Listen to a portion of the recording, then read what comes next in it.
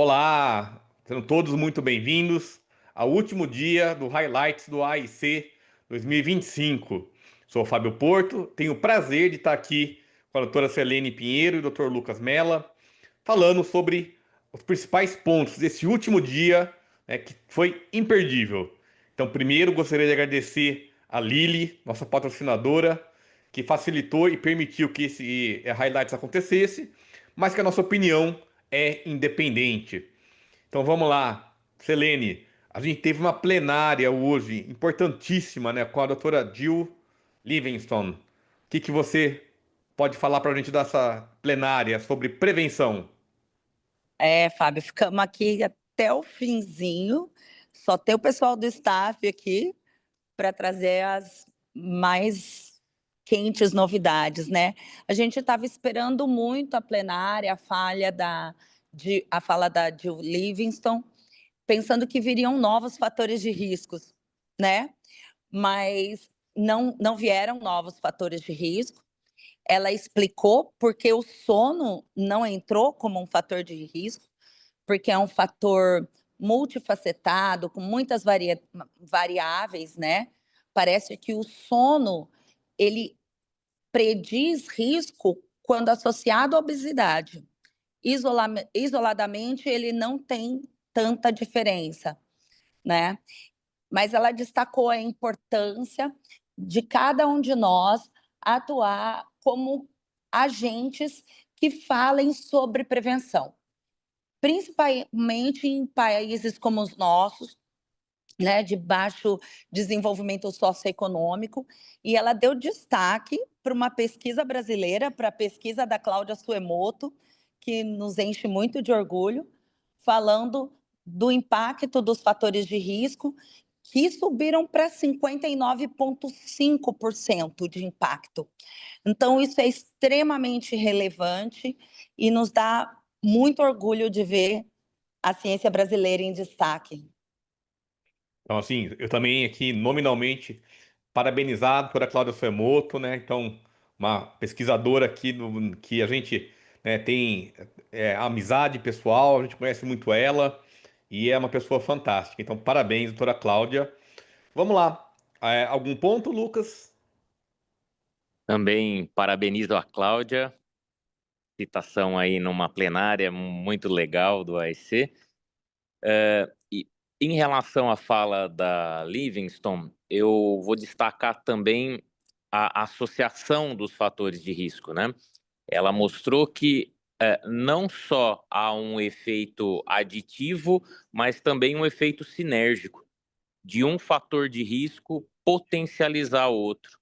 E, de fato, a gente vê pessoas com fatores de risco mais de um e que um vai puxando o outro.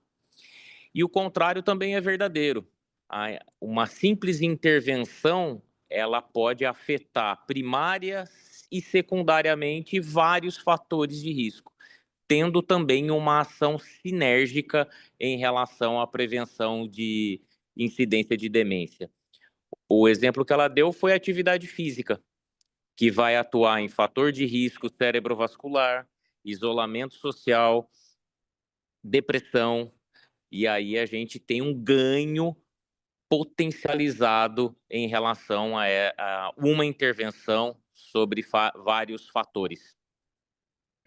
Eu acho muito legal, assim, se a gente juntar a plenária de ontem, que foi especificamente sobre sono, né, e hoje, né, apesar de ser difícil de parcelar, né, o quanto que o sono é responsável, a gente tem, assim, várias vias biológicas que podem incriminar o sono como potencial causador ou contribuidor, né? Então, acho que a mensagem é assim, não é que a gente não precisa orientar sobre higiene do sono ou tratar do sono, é mais uma questão talvez estatística, né? Que fica difícil de entrar oficialmente. Mas eu vejo o sono como o fator de risco extraoficial, né? Acho que talvez essa seja uma mensagem. A dificuldade no sono que ela chamou atenção foi que uma medida de dormir pouco é pouco homogênea. Sim. Existem muitos fatores subjacentes a dormir pouco, desde transtorno psiquiátrico, alterações específicas em fases específicas do sono, dor, como a Selene apontou, obesidade, apneia do sono, que é outro distúrbio do sono, também muito associado à insônia. Então, é muito difícil a gente medir insônia ou dormir pouco, o impacto disso na incidência de demência, porque é um quadro muito heterogêneo.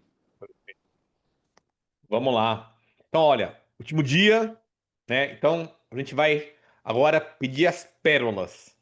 Então, vamos lá. Quem quer começar? Lucas, qual foi a pérola que você pode trazer aqui pra gente desse AIC 2025? Eu vou colocar 3 pérolas, tá bom? Primeira, biomarcadores. Acho que o Congresso veio para ratificar os biomarcadores no sangue, particularmente a porcentagem da fosfotal 217, como um marcador de alta acurácia para diagnóstico tanto de taupatia incipiente, inicial, quanto um bom proxy de depósito de amiloide. E também, na prática clínica, ratificar o uso dele para o diagnóstico precoce e para o diagnóstico diferencial, mas que ele não dá conta de estadiar a neuropatologia da doença de Alzheimer. E também a importância do julgamento clínico, de apesar de você ter uma evidência da fisiopatologia da doença de Alzheimer, o declínio cognitivo ele pode estar sendo causado por outros fatores e a doença de Alzheimer pode não ser o mais importante. Então, copatologias e inclusive fatores de privação socioeconômica aí sendo drives de declínio cognitivo. O MTBR tal no sangue, também um marcador promissor, esse aí sim, para a gente estadiar a neuropatologia e, consequentemente, na prática clínica, poder usar em sujeitos assintomáticos para predizer trajetória cognitiva, o que a gente ainda não pode fazer com os marcadores atuais, e também, talvez, com o estadiamento da neuropatologia, escolher os melhores pacientes para tratamento com droga antiamiloide. Segunda pérola, acho que foi a ratificação da eficácia clínica dos estudos de longo prazo com as drogas antiamiloide.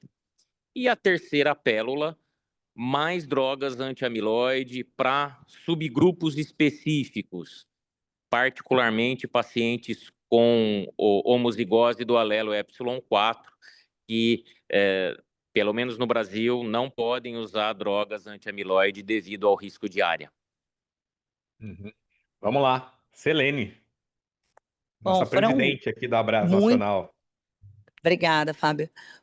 Foram muitas novidades, muitas coisas interessantes, como o Lucas já começou a elencar, mas eu gostei demais da aula de doença de síndrome de Down, né, como um fator de risco, né, uma correlação, assim, como uma doença autossômica dominante, o risco é o mesmo de vir a desenvolver demência a partir dos 50 anos ou menos, e eles serem uma população interessante para você intervir antes de que a doença se manifeste, né? Um modelo interessante, uma oportunidade de tentar intervir para essas pessoas.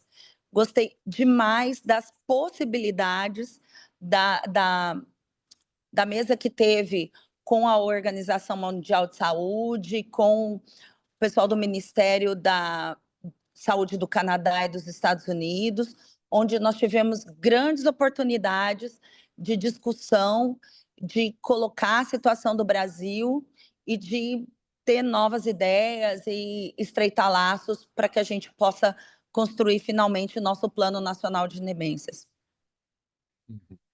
Não, muito bom. Selene, gostaria aqui de fazer um adendo, né? E parabenizar você pela presidência, né? Pelo quanto você faz pela Brás, né? Quem vê de fora acha que é fácil, né? Acha que você, né, faz só nas horas vagas, que não dá um baita trabalho. Então, fica aqui, né, o parabéns em nome da São Paulo e tenho certeza que o Lucas ratifica, tá? Então, de que a gente está muito orgulhoso de ter você aqui, né, como nossa presidente. Não só ratifico, como sou cúmplice dela nisso, porque tentei acompanhar ela em Não dá. todas as articulações, conversas que ela fez aqui durante o Congresso. Ela trabalhou demais, eu não dei conta de acompanhar e eu reforço aí a minha admiração e parabéns por você, viu, Selene? Aí é uma honra trabalhar junto contigo aí, ajudando um pouquinho em tudo que você faz pela Brase, pela doença de Alzheimer em geral no Brasil, em todos os aspectos, desde familiares, cuidadores, profissionais de saúde, políticas públicas, você atuando em todas as frentes. Obrigada, Material, excelente. meninos. Quem tem honra de trabalhar com vocês sou eu. A Brás está Vamos com uma lá. equipe muito capaz, muito coesa, e é resultado de tudo isso. Vamos lá, ó. Aqui, pela questão do tempo, ó, o que eu achei legal hoje, né? Teve o highlights do Congresso, né? Então, eu vou passar o highlights dos highlights, né? E eu achei muito interessante, assim, essa mesa que mostrou desde o diagnóstico em cuidado primário, com a AD8, né? Com o St. Louis University Mental Examination.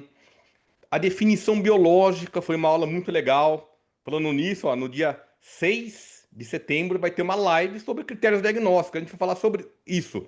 Critério biológico, critério compartilhado, qual que a gente usa. Aula sobre tratamento. Então eu entendo que tenha muita opinião contrária, né, ao uso de drogas anti-amiloide, pela pouco tempo de segmento, pelo risco de área. Mas o que ficou muito claro é que o tamanho do efeito aumenta com o passar do tempo. Quer dizer, cumprindo a profecia inicial, né? Que quando você tira o amiloide, você alentece essa progressão. Isso se mantém. Então, eu acho que foi muito bom, né, isso ser bastante enfatizado, né? Para dizer, olha, de fato vale a pena. Né? Então, numa mesa sobre o que vale a pena, que foi o Peterson, ele falou: olha, o que vale a pena é muito diferente para cada um de nós. Mas talvez um grande marcador seja a progressão categórica. Quer dizer, será que reduzir em 30% a chance de você progredir de CDR meio, que você está independente, para CDR1, que você passa a ser dependente para coisas mais complexas, não vale a pena, não faça diferença? Tá? E aí, o próximo passo, olha, escolha bem quem vai usar droga anti-amiloide. Você tem que ter, né, nesse momento, talvez prezar pela segurança. Segue os critérios. Tem lá critério no Brasil, pela ABN, tem recomendações internacionais. Quer dizer, faça direitinho, siga o script. Faça ressonância. Se tiver área, faça o manejo da área. E aí, um ponto muito legal que eu gostei também é como é importante agora a gente ter noções de imagem. Então tem um termo novo, né, que chama TRAC, né, que é Treatment Related Amyloid Clearance. O que é limpar o amiloide? A gente vê no visual, a gente quantifica, a gente usa escala de centiloides. Então foram grandes novidades, né, que a gente viu e eu acho que de fato biomarcador plasmático, né, acho que veio para ficar, né? E veio para diagnosticar amiloide, diagnosticar tal e ainda em estudo, talvez diagnosticar, né, o TRAC, né? Será que a gente precisa repetir a imagem, se um biomarcador de sangue conseguir mostrar que reduziu? Então gostei muito dessa mesa, porque esses foram highlights clínicos, né? Eu gosto muito de coisas clínicas, né? Achei muito legal, assim, droga antital, né? As drogas de nomes difíceis que a gente falou ontem, né? O colesterol que passa do HDL para o LDL, né? Mas eu acho que isso vai mudar aqui a nossa conduta, pelo menos até o próximo AIC, né? Então, nesse ano a gente vai seguir muito esses highlights, tá? Então, eu quero dizer que foi um grande prazer, né, estar aqui com vocês, né, Selene e Lucas. Eu tô, né, não pude ir pessoalmente, mas o ano que vem, com certeza, a gente vai fazer esses highlights, nós três daí, né? E queria aqui fazer uma pergunta, ó. O que que vocês viram aí, né? O que vocês conversaram com alguém? Fizeram alguma pergunta em off, né? O que que só vocês podem trazer pra gente? Eu que não posso, que não tive aí. Bom, então eu vou falar. Você que está perguntando das fofocas, né, Fábio? Fofocas, claro. Tá bom. A gente vai conversar em off para eu atualizar de todas. Mas a fofoca que eu posso falar aqui é o seguinte: a gente conversou com alguns dos palestrantes sobre área e sobre diagnóstico biológico para tratamento anti-amiloide.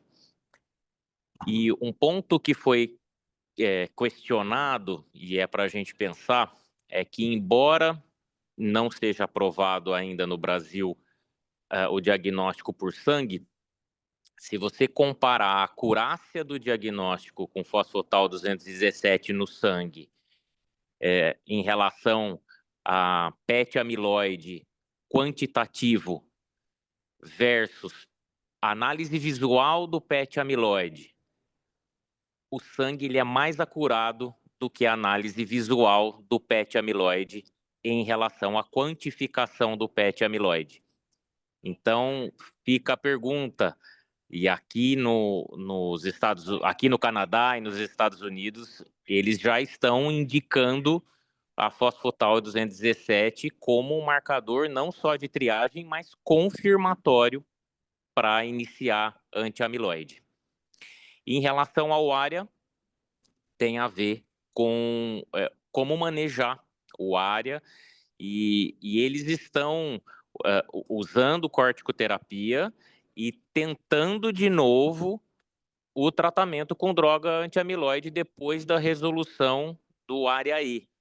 E em alguns estudos, que é trontinemab, por exemplo, um tratamento preventivo com corticoide junto com a infusão para prevenir a área E. Tudo isso é off-label, tudo isso é fofoca clínico-científica, não é Mas é bom saber, né? recomendação, mas só para a gente saber o burburinho, talvez para o próximo ano em Londres. Vamos lá. Ó, temos 2 minutos, Selene. As Fofocas? minhas, fo- as minhas fofocas, eu não vou poder contar, porque é muito spoiler, mas o que eu posso garantir para vocês é que, como o Lucas falou, trabalhei bastante aqui nos bastidores, conversei com muitas pessoas e posso dizer que a gente vai ter parcerias internacionais, Pá. tanto em apoio como para trabalhar conosco. Então tem muita coisa por vir. Eu não posso dar spoiler. O Ó, spoiler é que a Celine vai sacudir a política pública em relação à demência no Brasil. olha, Vamos e se tem uma todos. pessoa que eu tenho certeza que consegue fazer isso, é a Selene. Né, lembrar que eu também fui diretor científico dela, né, na gestão passada, e não dava conta, tá? Nós temos uma comissão, né, uma coalizão que está trabalhando por isso, mas eu acho muito importante que a gente tenha o apoio de instituições internacionais, como a Alzheimer's Association, World Dementia Council, a Alzheimer Disease International, a Organização Mundial de Saúde. Então, aqui a gente trabalhou bastante nesse sentido. Bom, gente, estamos ficando aqui sem tempo. Então, agradecer novamente a Lili, que patrocinou aqui esse highlights, né? E se você gostou desse highlights, curta, compartilhe, comente, né? Salve e siga a Abraz né, pelas redes sociais, o YouTube e o Instagram. Foi um grande prazer, né, esses highlights aqui. Né, aprendi muito com vocês dois e vou dizer que ano que vem tem mais. Tchau, pessoal. Até a próxima. Tchau, pessoal. Até a próxima.